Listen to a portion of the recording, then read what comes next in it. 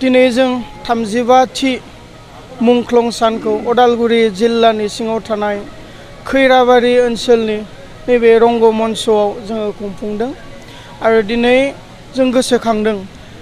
NDFBनि गोलाव समनि हंग्रामाव जाय बिर जोहोलाव जोहोलावजोफ्रा मुंख्लं जाबाय बिथांमोनखौ गोसोखांनानै जों दिनै दुखु फोरमायदों आरो बिथांमोनखौ जोङो श्रद्धा खालामनानै जोङो बिबार बावदों आरो जोङो बेखौनो सावरायनो इच्छा खालामदों मुंख्लंफोरा जोंखौ मा फोरोंलांनाय आरो मुंख्लंफोरा जोंखौ मानि थाखाय मुंख्लं जानाय आरो मुंख्लंफोरा दिनै थांनानै थानाय बुहुमनि बिखायाव थांनानै थानाय बर' माहारिखौ मा हास्थायदों मा लुगैदों बेफोरनि गासै सोमोन्दै जोङो सावरायमेलाव जोङो सावरायलांगोन दिनै आं बेखौसो खावलायनो इच्छा खालामदों जोंनि बिर जोहोलाव जोहोलावजोफ्रा हाथियार थासेयावबो गुबुनखौ गावनानै सिथारनो हासेयावबो गोबाङा गुबुनखौ बेबायदि इनाय अनागारि खालामालासेनो गावनि जिउखौनो बावलांदों आरो बिनि ओंथिया बेनो हारिखौ अननाय हारिखौ मोजां मोननाय आरो बुहुमनि बिखायाव बर' हारिखौ गावनि राव हारिमु थुनलाइखौ लानानै गावनि हायावनो गावनि सिमायावनो देदगा गोदगायै बर' बायदि थांनानै थानो हानाय बे सिमांखौनो लानानै बे सान्थौ आरो सानस्रिखौनो लानानै जोंनि मुंख्लंफ्रा रोजा रोजा बिर जोहोलाव जोहोलावजोफ्रा मुंख्लं जालांदों जोङो सोरबा सरकारखौ माबा मोनसे जोङो बुंनो थाङाखै माबा मोनसे मोननो थाखाय जोंनि मुंख्लंफ्रा गावनि जिउखौ बावाखै हारिया थांनानै थानो थाखाय जिउखौ बावदों नाथाय मुंख्लंफोरखौ जों सिनायथि होनो नांगोन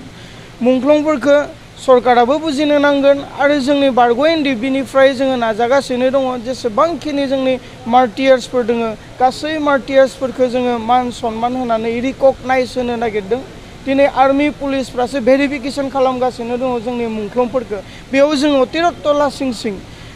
सोरबा गावसोर बबेबा समावहा आर्मि पुलिसजोंनो दाङाबाजि जानानै गावलायनानै थैबाय आरो बिथांमोनानो दिनै जोंनि मार्टियार्सफोरखौ सार्भे खालामबाय थानाया भेरिफिकेसन खालामबाय थानाया बे लासिं सिंनि बाथ्रा बेनिखायनो जों बर' रायजो राजाफ्रानो जोंनि मुंख्लं न'खरफोरखौ सिक्रिटि होनांगोन जोंनि मुंख्लं न'खरफोरखौ जोङो रिकगनाइज होनांगोन जे बिथांनि गथ'आ बा सोरनिबा हौवाया बा सोरनिबा हिन्जावा बा सोरनिबा बिफाया सोरनिबा बिमाया जेन हारिनि थाखायनो जिउ बावबाय बेखौ जोङो सिक्रिटि होनांगोन बेखौ जोङो रिकगनाइज होनांगोन फैबाय थानाय समाव जोंनि NDFB इउनाइटेड फार्म आरो CCBIनि नाजानायाव जोङो गासै जोंनि मुंख्लंफोरखौ जोङो रिकगनाइज होनो थांगासिनो दङ जायफोरा जेलाव दङ बिथांमोनाबो गोथां मुंख्लं बेखौ जोङो फोरमायो दिनैसिम जोङो नाजागासिनो दङ जायफोरा जोबथेसालियाव दङ बिथांमोनखौ उदां अख्राङाव लाबोनो थाखाय जों नाजागासिनो दङ थेवबो नाजासेयावबो जों दिनैसिम बेखौ मावफुंख'नो हायाखै फैबाय थानाय समाव आखा आरो मिजिं लाखिदों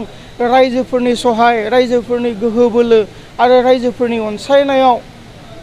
रायजोफोरनि मददाव फैबाय थानाय समाव जेसेबां जोबथेसालियाव दङ बिथांमोनखौबो उदां अख्राङाव लाबोनो हागोन होननानै जोंहा मोनसे फोथायनाय दङ जायफोरा जोबथेसालियाव दङ बिथांमोनाबो दिनै मुंख्लं सानखौ जोबथेसालियाव थानानैनो फालिदों आरो जोङो दुखु फोरमायहरदों गोथां मुंख्लं बिथांमोननिसिमबो जोंनि अननाय खुलुमनाय आरो जोंनि सिबिनायखौ बिथांमोननिसिमबो जोङो जासिहरदों आरो दिनै जोङो नुनो मोनदों जे मुंख्लं साना जोंहा 34 बोसोर जोङो खुंबोबाय देग्लायदों 35 बोसोर आरो बे मुंख्लं सानखौ गिबि मुंख्लं बि बाम्बुरगोरा बिथां मुंख्लं जाजेननायनिफ्रायनो रोजा रोजा मुंख्लंफोरखौ सरजाबफानानै दिनैनि 14 सेप्तेम्बराव जोङो मुंख्लं सान फालिबोदों नाथाय दुखुनांथावै माखासे हाबाफारिफोरखौ जोङो लानाय नुदों मोनथिखा हसिखा जेन 14 सेप्तेम्बरा मार्टियार्स डे बेखौ मोनथिखा हसिखा गुबुन गुबुन पार्टिफ्रा दिनै गुबुन गुबुन राजनितिक हान्जाफ्रा दिनै आलादा आलादा हाबाफारिफोरखौ जोङो लानाय नुदों आरो बिनि नोजोरखौ जोङो बोदों जेन मुंख्लं सान 14 सेप्तेम्बर मुंख्लं सानखौ अबेबा खनाथिं खोबथेना दोननो नागिरदों नामा दिनै गावजों गाव नासयलायनायाथ' बर' जाथिनाव जोबखायाखै मुंख्लंफोरखौबो दिनै माखासे पलिटिकेल पार्टिफ्रा नासयनो आरो मुगैनो बिथांमोनाबो नागाराखै बरंसो बुंनो थाङोब्ला बिथांमोनखौबो बाक्सायाव सोलिफुबाय थानाय मार्टियार्स डे अबजारभेशनाव आलासि महरै हांख्रायदों थेवबो मोनथिसेयावबो हांख्रायसेयावबो बिथांमोना दिनै गुबुन आलादा हाबाफारि लादों 10 लाख बिफां गायनानै वर्ल्ड रेकर्ड खालामनो थांदों दिनै बेफोरो दुखुनांथावना आरो लासिं सिं जाय हारिया मुंख्लंफोरखौ मान सनमान होनो रोङा बे हारिया पृथिबिनि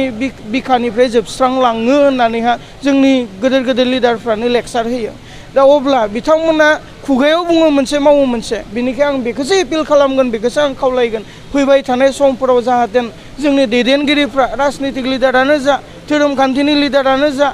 बा समाज सिबियारियानो जा, बा फरायसा फरायसुलियानो जा, फैबाय थानाय समाव जाहाथे जों मुंख्लंफोरखौ मान सनमान होनो रोङो। फैबाय थानाय समाव जाहाथे 14 सेप्तेम्बरखौ मुंख्लं सान हिसाबै जोङो गाजा गोमजायै अबजारभेसन खालामनो हायो, बेखौनो आं मिजिंथिबाय। Thank you.